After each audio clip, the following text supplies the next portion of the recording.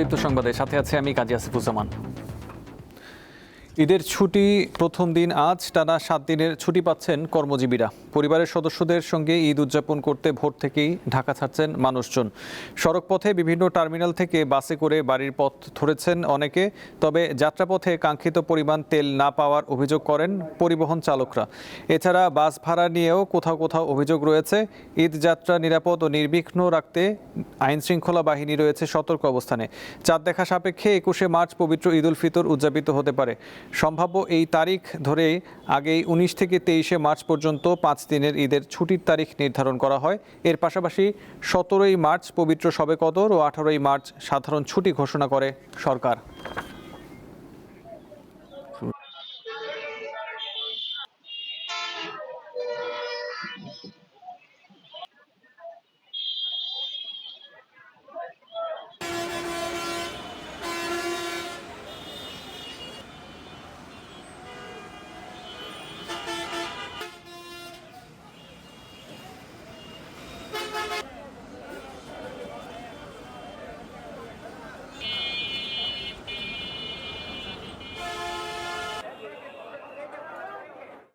কোনো যাত্রীর চাপ নাই, স্বাভাবিকভাবেই সবাই যাচ্ছে এবং ভাড়াও ঠিক আছে। আমরা তো অনলাইনে আগে কাটছি, কিন্তু টিকিট পাইতে একটু কষ্ট হয়েছে, কিন্তু অনলাইনে কাটছি আমরা আগে, কিন্তু আমাদের দূরের রাস্তা তো একটু কষ্টও হয়। দর্শক, সড়কপথে ঈদযাত্রার খবর জানাতে আমাদের সঙ্গে যুক্ত আছেন গাজীপুর ও টাঙ্গাইলের সহকর্মীরা। প্রথমেই যাব গাজীপুরে জাহাঙ্গীর আলমের কাছে। জাহাঙ্গীর, বাস চালকরা কাঙ্ক্ষিত পরিমাণ জ্বালানি তেল পাওয়া নিয়ে কি বলছেন এবং টিকিট নিয়ে কি কোনো অভিযোগ রয়েছে আমাদের জানাবেন।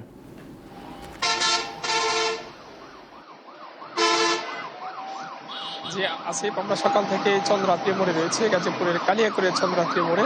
সেখানে আমরা বেশ কয়েকজন চালকের সাথে কথা বলেছি। তারা যতটুকু জানিয়েছেন যে মহাসড়কে যান চলাচল তাদের জন্য কিন্তু একটু কষ্টসাধ্য হচ্ছে, কেননা এখান থেকে একটি ট্রিপ দূরবর্তী এলাকায় নিয়ে যাওয়ার পরে তাদের তেলের জন্য আসলে ঘন্টার পর ঘন্টা অপেক্ষা করতে হয়। এজন্য কিন্তু তেলের কারণেই তারা যে ভাড়া নিচ্ছেন সেই ভাড়ায় আসলে তাদের পোষাচ্ছে না, এটি তারা জানিয়েছেন।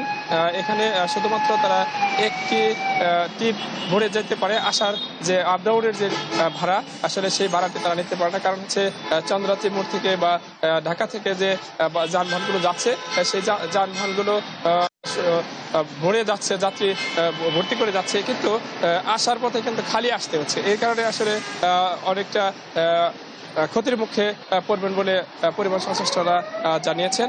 এছাড়া বাস ভাড়া তারা অস্বীকার করলেও কিন্তু যাত্রীরা অভিযোগ করেছেন যে বাসের ভাড়া বেশি নেওয়া হচ্ছে, অর্থাৎ যেখানে 100 টাকার ভাড়া সেখানে 300 টাকা নেওয়া হচ্ছে, এরকম অভিযোগও করেছেন। আমরা সকাল থেকে আসলে ঢাকা টাঙ্গাইল মহাসড়কের জয়দেবপুর থেকে টাঙ্গাইলমুখী যে লেনটি রয়েছে সেই লেনে কিন্তু দীর্ঘ সারিতে যানবাহন চলাচল করছে, এবং চন্দ্রা থেকে যে নবীনগর সড়কটি রয়েছে সেখানে কিন্তু প্রায় নন্দন পর্যন্ত দীর্ঘ সারিতে যানবাহন করছে, কিন্তু যানজট নেই, তবে দীর্ঘ সারিতে যান চলাচল করছে। আজ কিন্তু গাজীপুরের প্রায় 40% পোশাক কারখানা ছুটি হয়ে যাবে। দুপুরের পর থেকে এই মহাসড়কে যে রিজার্ভ বাসগুলো রয়েছে সেই বাসগুলো যদি মহাসড়কে উঠতে থাকে তাহলে দুপুরের পর থেকে কিন্তু অনেকটা যানজটের আশঙ্কা করছেন পরিবহন সংশ্লিষ্টরা। তবে আইনশৃঙ্খলা বাহিনীর সদস্যরা কিন্তু কাজ করছে। গাজীপুরে দুটি মহাসড়কে, ঢাকা টাঙ্গাইল এবং ঢাকা ময়মনসিংহ মহাসড়কে প্রায় 4 শতাধিক অতিরিক্ত পুলিশ মোতায়েন করা হয়েছে বিভিন্ন স্থানে, যাতে যাত্রীদের কোনো ভোগান্তিতে পোহাতে না হয়। আসিফ। জি, শুভর, আপনাকে ধন্যবাদ। নিরাপদ বাহন হিসেবে অনেকেরই পছন্দ রেল। এবারের ঈদ যাত্রায় ট্রেনে করেও অনেকে বাড়ি ফিরছেন। আগে থেকে অনলাইনে টিকিট কাটায় ঝামেলাহীন ভ্রমণ নিয়ে সন্তুষ্ট যাত্রীরা। তবে ঈদ উপলক্ষে প্রথম ছুটির দিনে রেলপথে বেশ যাত্রী চাপ দেখা যায়। কিছু ট্রেনে নিরাপত্তা কর্মীদের ফাঁকি দিয়ে ছাদেও যাত্রীদের উঠতে দেখা যায়।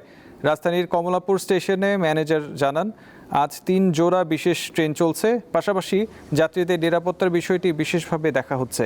স্ট্যান্ডিং টিকিটের ক্ষেত্রে কালোবাজারি রুখতে প্রয়োজনীয় ব্যবস্থা নেওয়ার কথাও জানান তিনি।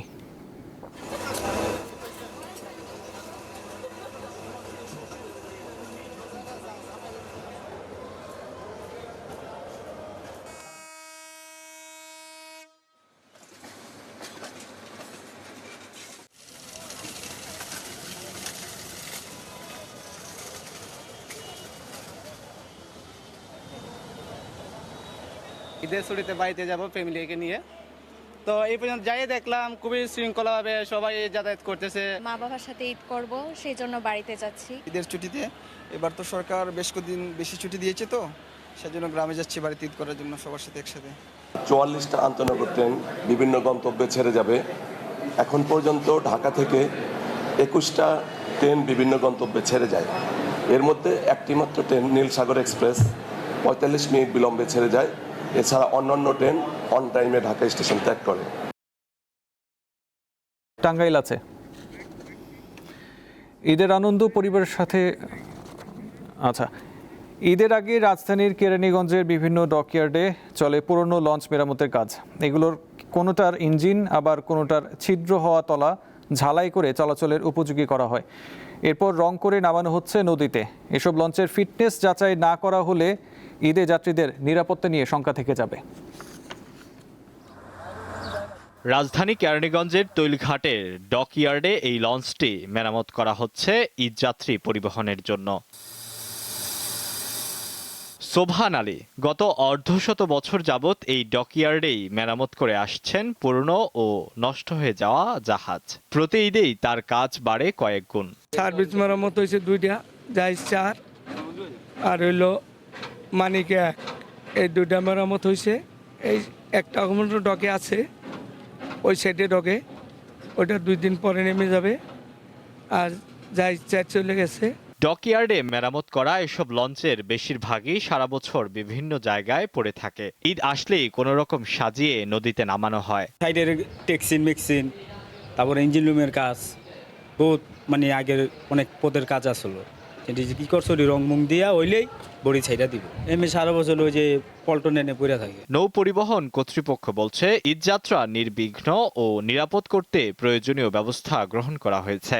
গাড়ি যেরকম ফিটনেস আপডেট করে সেরকম জাহাজেরও প্রতি বছর, তো প্রতি বছরে কিন্তু তার চেক হচ্ছে।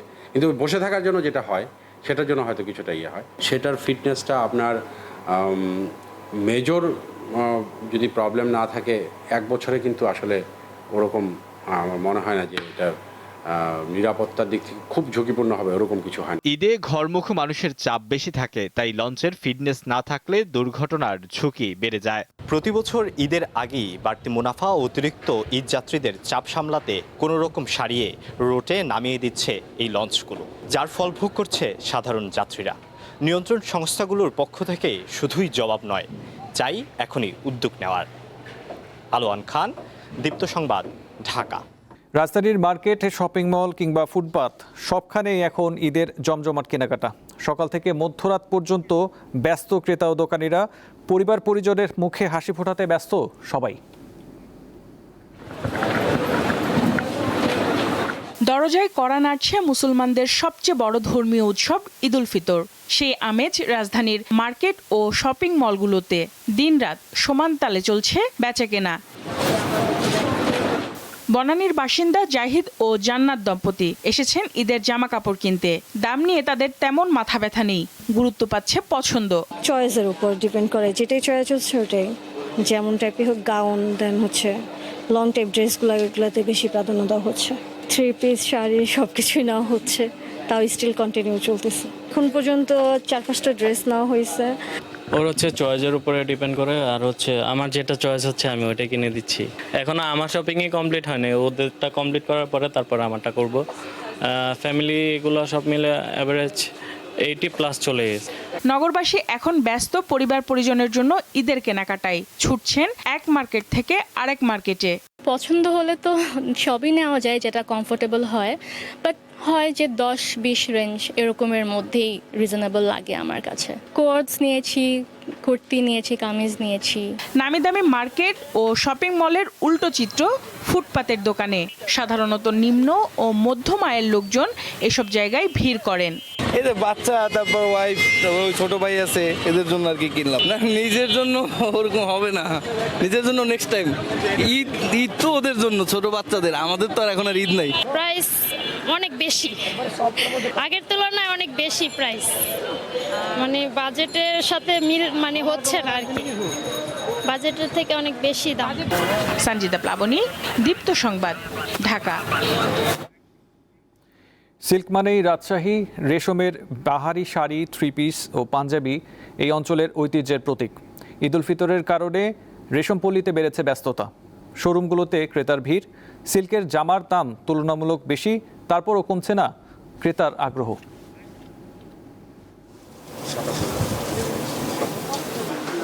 রাজশাহীর জলবায়ু রেশম চাষের উপযোগী হওয়ায় 1905 সাল থেকে এই অঞ্চলে ব্যাপক হারে রেশম চাষ শুরু হয়। জেলার ভোলাহাটে উৎপাদন হয় দেশের মোট রেশমের শতকরা 75%।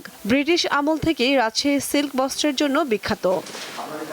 ঈদ উল ফিতর ঘিরে রাজশাহীর বিভিন্ন সিল্ক শোরুমে শোভা পাচ্ছে বাহারি ডিজাইনের নতুন নতুন পোশাক। মেয়েদের থ্রি পিসের মধ্যে রয়েছে Andy silk, Balaka silk, muslin silk এবং হাতের কাজ করা পোশাক। এই জন্য প্রথমেই রাজশাহী সিল্ক মানেই একটা ঐতিহ্য, রাজশাহীর গর্ব আমাদের। আর সপুরা সিল্ক মানেই ঈদের বাজার। আর সিল্কের পোশাকটা আমাকে খুব ভালো লাগে। আমার পরিবারের সবাই সিল্কের পোশাক পছন্দ করে। শাড়ির মধ্যে soft silk, dupion silk, Endi silk, Balaka silk, tussar silk, muslin silk, raw silk ও কাতান সিল্ক এগুলো নারীদের পছন্দের তালিকায় শীর্ষে। এটা পরে আমরা আনন্দ বোধ করি, গর্ববোধ করি, স্বাচ্ছন্দ্য বোধ করি। পাঞ্জাবিগুলো খুব ভালো লাগে এবং আমার যে ছেলে আছে ছেলেদের জন্যও আমি এই সিল্কের পাঞ্জাবি কিনি। ছেলেদের কাছে সিল্কের তৈরি পাঞ্জাবি ও ফতুয়ার চাহিদা বেশি। এটি মাথায় রেখে দোকানিরা পসরা সাজিয়েছেন।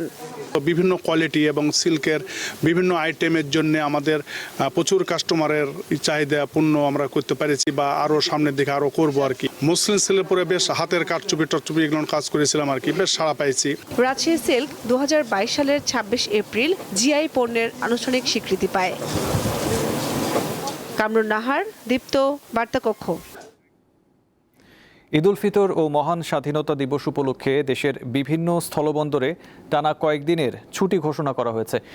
কুড়িগ্রামের ভুরুঙ্গামারী উপজেলার সোনাহাটা স্থলবন্দরের 10 দিনের ছুটি ঘোষণা করা হয়েছে। এ সময় স্থলবন্দরটির সকল আমদানি রপ্তানি কার্যক্রম সাময়িকভাবে বন্ধ থাকবে। সোনাহাট স্থলবন্দর সিএনএফ এজেন্ট অ্যাসোসিয়েশনের মাসিক সভার সিদ্ধান্ত অনুযায়ী আগামী 17 মার্চ 2026 থেকে 27 মার্চ পর্যন্ত মোট 10 দিন স্থলবন্দরের আমদানি রপ্তানি কার্যক্রম বন্ধ থাকবে। নির্ধারিত ছুটি শেষে আগামী 28 মার্চ শনিবার থেকে পুনরায় সোনাহাট স্থলবন্দরের সকল আমদানি রপ্তানি কার্যক্রম স্বাভাবিকভাবে শুরু হবে।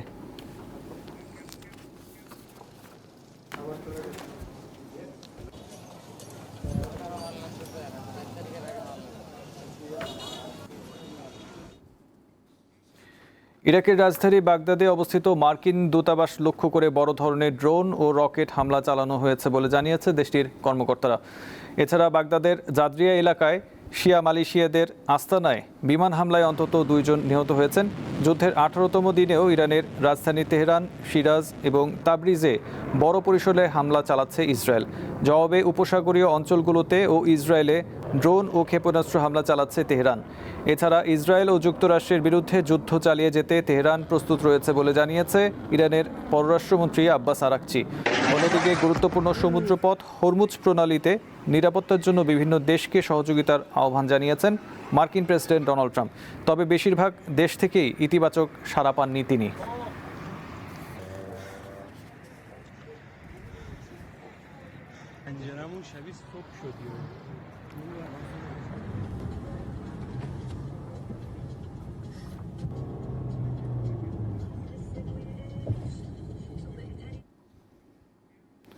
ইরান যুদ্ধে অন্যতম গুরুত্বপূর্ণ নিয়ন্ত্রক হয়ে উঠেছে হরমুজ প্রণালী। এখনও এই জলপথ ইরানের নিয়ন্ত্রণে থাকায় দখলদার ইসরায়েল ও যুক্তরাষ্ট্র যুদ্ধে আধিপত্য দেখাতে ব্যর্থ হচ্ছে। এমনকি এই প্রণালী দিয়ে জাহাজ চলাচল নির্বিঘ্ন রাখতে মিত্র দেশগুলোর সাহায্য চেয়েও ব্যর্থ হয়েছে ট্রাম্প প্রশাসন। যুক্তরাষ্ট্র ও ইসরায়েলের হামলা ও সর্বোচ্চ নেতা খামেনিকে হত্যার জবাবে গুরুত্বপূর্ণ আন্তর্জাতিক নৌপথ হরমুজ প্রণালীতে বাণিজ্যিক জাহাজ চলাচল নিয়ন্ত্রণ করছে ইরান। ওই নৌপথ দিয়ে যুক্তরাষ্ট্র ও ইসরায়েলের কোনো জাহাজ যেতে পারবে না বলেও হুঁশিয়ারি দিয়েছে তেহরান। এমন পরিস্থিতিতে হরমুজ প্রণালী ইস্যুতে মিত্র দেশগুলোকে যুদ্ধজাহাজ ও নৌসেনা পাঠানোর আহ্বান জানিয়েছেন মার্কিন প্রেসিডেন্ট ডোনাল্ড ট্রাম্প। এক্ষেত্রে সামরিক জোট ন্যাটোর ভূমিকা প্রত্যাশা করেন তিনি। তবে ট্রাম্পের আহ্বানে বিরূপ প্রতিক্রিয়া জানিয়েছে বিভিন্ন দেশ। বেশিরভাগ দেশ থেকে ইতিবাচক সাড়া পাচ্ছেন না ট্রাম্প। অনাগ্রহী দেশগুলোর মধ্যে এমন কিছু দেশ আছে যাদের যুক্তরাষ্ট্র বহু বছর ধরে সাহায্য করেছে বলেও অভিযোগ করেছেন মার্কিন প্রেসিডেন্ট। হরমুজ প্রণালীর নিরাপত্তা নিশ্চিত ন্যাটোর কাজ নয় বলে জানিয়েছে ইইউ। সংঘাত নয়, বরং কূটনৈতিক সমাধানকেই অগ্রাধিকার দিচ্ছেন তারা। যদিও যুক্তরাষ্ট্রের প্রেসিডেন্ট ট্রাম্প সতর্ক করেছেন যে এই প্রণালী রক্ষায় সহায়তা না করলে ন্যাটোর ভবিষ্যৎ খুবই খারাপ হতে পারে। যুদ্ধ জাহাজ না পাঠানোর ঘোষণা দিয়েছে Italy, Australia, German, Greece, Japan, Belgium, Poland সহ অনেক দেশ। মিশ্র প্রতিক্রিয়া জানিয়েছে যুক্তরাজ্য, ফ্রান্স সহ কিছু দেশ। আবার যুক্তরাষ্ট্রের অনুরোধ কৌশলে এড়িয়ে গেছে ইরানের মিত্র দেশ চীন। যুক্তরাষ্ট্র এ পর্যন্ত হরমুজ প্রণালীতে ৩০টি মাইন স্থাপনকারী জাহাজ ধ্বংস করেছে বলে দাবি জানিয়েছেন ট্রাম্প। এছাড়া কোন কোন দেশগুলো যুক্তরাষ্ট্রকে সহায়তা করতে ইচ্ছুক শীঘ্রই তাদের নাম ঘোষণা করবে যুক্তরাষ্ট্র। ইশরাত সুমা, দীপ্ত বার্তা কক্ষ। আফগানিস্তানের রাজধানী কাবুলে পাকিস্তানের বিমান হামলায় কমপক্ষে ৪০০ জন নিহত হয়েছে বলে জানিয়েছে তালেবান সরকার। এই ঘটনায় আহত হয়েছেন আরও প্রায় ২৫০ জন। আল জাজিরা জানায়, কাবুলের একটি হাসপাতালে স্থানীয় সময় সোমবার রাত ৯টায় এই হামলা হয়। বিমান হামলায় হাসপাতালটির বেশিরভাগ অংশ ধ্বংস হয়েছে এবং চিকিৎসাধীন অনেক মানুষ নিহত ও আহত হন। হতাহতদের সবাই বেসামরিক বলে জানান তালেবান কর্মকর্তারা। তবে আফগানিস্তানের এই দাবিকে মিথ্যা বলে জানিয়েছে পাকিস্তান।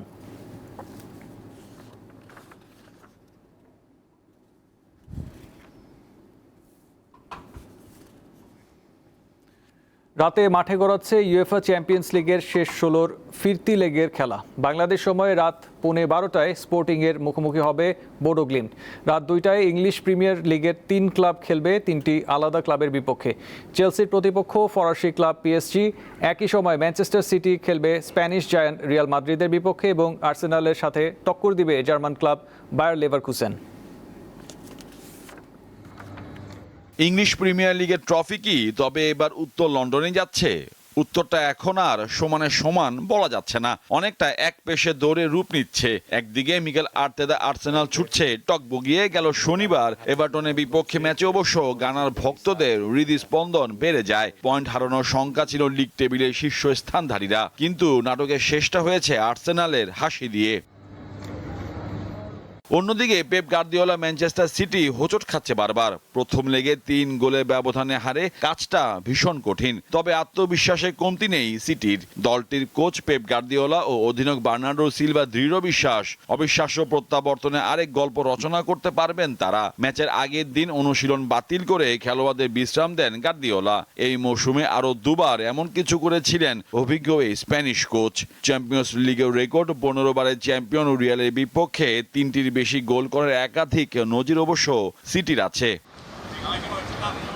প্রথম লেগে বড় জয়ে শেষ ৮-এর পথে এগিয়ে থাকা লস ব্লাঙ্কোরা শক্তি বাড়িয়েছে আরও। চোট কাটিয়ে একাদশে ফিরছেন striker Kylian Mbappe, midfielder Jude Bellingham ও ডিফেন্ডার আলভারো কারিয়াস। ফিরতি লেগে ম্যান সিটির বিপক্ষে মাঠে খেলবে অতিথি হয়ে।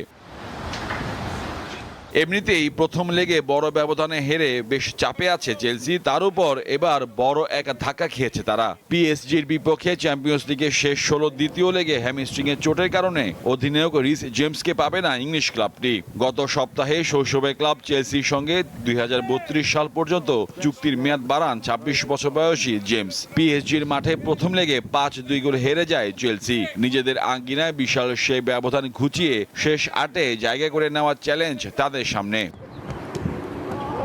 মোহাম্মদ হাসিব, দীপ্ত স্পোর্টস। এই ছিল এখনকার মতো। পরবর্তী সংবাদ ২টায় দেখার আমন্ত্রণ রইল। এছাড়াও তথ্য বিনোদনের জন্য চোখ রাখুন দীপ্ত টিভির ডিজিটাল প্ল্যাটফর্মগুলোতে। ধন্যবাদ।